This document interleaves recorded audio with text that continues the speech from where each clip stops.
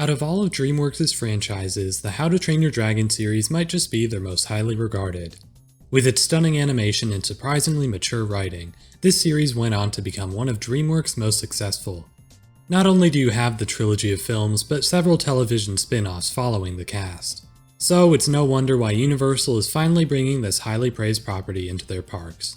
With the longevity of this series and the immense world-building opportunities, this land has the potential to really impress when it opens. So let's take a closer look at all that it may offer, with what might be the most unique lineup of rides out of any land in Epic Universe. This is the fifth in a 6-part series covering everything you need to know about Epic Universe before it opens in 2025. Feel free to watch these videos individually or in any order, but if you want to catch the next part when it drops, be sure to subscribe, and check out the playlist in the description. Also, all sources used in these videos can be found in the description below. With all that out of the way, let's get into the analysis. As seen in all How to Train Your Dragon media, this land is planned to be themed to the island of Berk. Based on the films, this island seems to be incredibly rocky, with a large pointed mountain acting as the centerpiece. We'll get back to that mountain in a second, but I'd like to quickly say how cool this area could look. I imagine a lot of jagged rocks, along with beautiful grassy plains throughout. I'm hoping it has a bit more height variety than the other lands we've seen Universal create, to mirror the landscape of the island as shown in the films. The architecture also looks very unique, which should give some personality to all the shops and food stands. Speaking of food, let's head back to the Great Hall to talk about the primary sit-down restaurant in the land. The outside facade should be that big pointed hill as seen in the films, with a door cut into it leading to the restaurant. I'm excited for this restaurant for a multitude of reasons, but one of the main ones is the atmosphere. The Great Hall has a dimly lit castle-like interior, which just looks so awesome. That paired with the Viking-sized meals should make this stand out from the other restaurants in the park. I'd expect to see a menu similar to Thunder Falls Terrace, with meat on the bone and vegetables as sides. It may not be the most unique menu, but I could see it being a favorite for many. One final note, but the films feature this huge central table we see in the construction for the park. I'm wondering if this could be used for more family-style seating, although it's probably more of a decorational thing. It does seem to take up a bit of space though, so who knows. Now let's get into the attractions, of which there are many. First up, the one we know the most about being a How to Train Your Dragon themed stage show. This is expected to be very similar to the recently opened Untrainable at Universal Studios Beijing, although it may be a bit larger in scale. I'd also expect the theater to be built more towards the How to Train Your Dragon aesthetic, but we'll have to wait and see for that. As for the current state of the show, I think it's very impressive. The dragon puppets are extremely well done, and I love the music and stunts that really bring this world to life. I'm excited to see this show in person, and I'll be sure to stop by on my future visits. Other than that, there are a few smaller attractions as well. A pair of Gerstlauer Skyflies should be placed near the center of the land, which I think is a great addition. This park doesn't seem to be getting a lot of flat rides, if any at all, so this is a welcome change. Although I don't usually go on these types of rides, I've heard a lot of great things about them. The main perk is that the guest has the freedom to pick their own thrill level, having the ability to flip around as much or as little as they want. That makes it perfect for guests of all ages, which is what Universal is hoping to achieve with this park. Pairing that aspect with the land's roller coaster wrapping around it, and I think this is a fantastic fit for the park. Right nearby, the land will also be getting its own play area for smaller kids. Think of this as the park's version of Camp Jurassic at Islands of Adventure, or Kids Zone at Universal Studios. The goal is for this to be a place for smaller guests to enjoy before being able to ride some of the other attractions in the resort. This obviously doesn't appeal to me whatsoever, but I think it's a good call.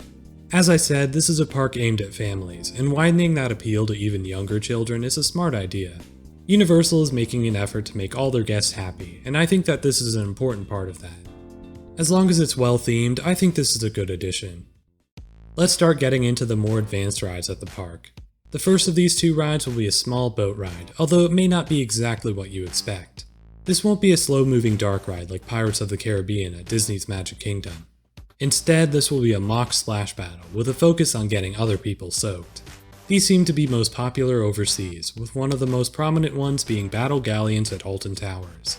I still expect this to have some theming, but I don't expect anything too crazy. In the end, this will be a more simple ride focused on getting you wet, which I think this park actually needs more of. Water rides are essential, especially in Florida, which is why I think Islands of Adventure has the most well-rounded lineup of attractions in the state. Still, this doesn't quite scratch that itch, but I'm hoping a more major water ride becomes a focus for Universal in the near future. As a small supporting addition, I think this is a nice little ride, although I do wish it were a bit more involved than it currently seems. Finally, that leads us to the main attraction of this land. The Island of Berk will feature a new multi-launch roller coaster manufactured by Intamin. If you didn't know, this is the same company that made Hagrid's Magical Creatures Motorbike Adventure, along with Jurassic World Velocicoaster shortly after. Both of those rides are outstanding, so it stands to reason that this one will be too. There's certainly a lot going for it. Although it'll be a family-oriented attraction, Hagrid's proves that a family thrill coaster can still be a fantastic ride experience. The launches paired with the visuals as you navigate through the island should be incredible. You'll be hopping over and under paths, even coming close to the water on occasion. Not only that, but I'd expect this ride to feature several animatronics, like we saw with Hagrid's at Island of Adventure. Of course, these will likely be dragons, and I'm excited to see what Universal can do based on how amazing the Velociraptors looked in the queue for Velocicoaster. All of those things leave me incredibly excited to see how this ride will turn out. Despite that, I don't see it being quite as good as Intamin's previous creations. Obviously, Velocicoaster is a different story, as it's going for a completely different thrill level. However, with Hagrid's aiming to please the same family audience, this ride doesn't seem to match quite the same ambition as that one.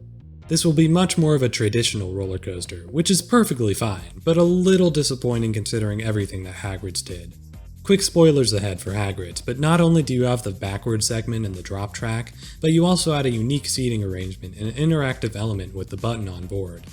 There's so much that went into Hagrid's to make it the ride it is, so having this be somewhat of a downgrade is a bit disappointing. Regardless, I understand it. Harry Potter is one of Universal's biggest properties, and they have a bit of a reputation for going all out when it comes to those rides. Not to mention, a price tag of about $50 million is a lot easier to swallow than the $300 million it took to build Hagrid's. In the end, How to Train Your Dragon is a smaller property, and it doesn't quite warrant everything that went into Hagrid's. Even so, there's still plenty we don't know about this ride. Although the layout seems to be set in stone, there could be some surprises that we don't know about yet. Onboard audio was featured on Hagrid's, and seems like it would be a good idea for this ride as well. It could also feature some unique seating arrangement, like Tron's motorcycle style setup. In the end, we'll just have to wait and see, but even if it turns out to be a regular old launch coaster, it will still be fantastic.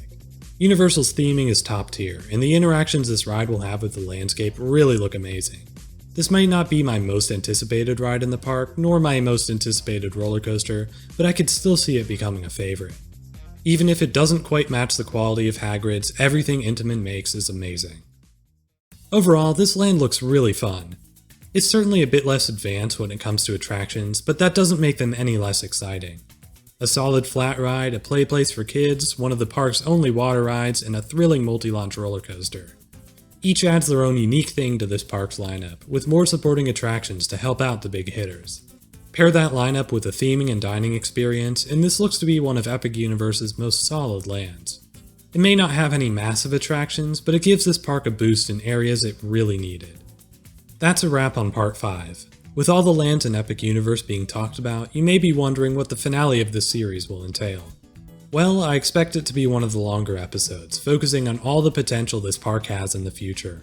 From the rumored lands like Pokemon and Lord of the Rings, all the way to a second city walk and a fourth gate. I'm really excited to get into it, and I hope you are too. I've had a lot of fun with this series thus far, and I'm so thankful for all the support it's gotten. Thank you all very much, and I'll see you all next time.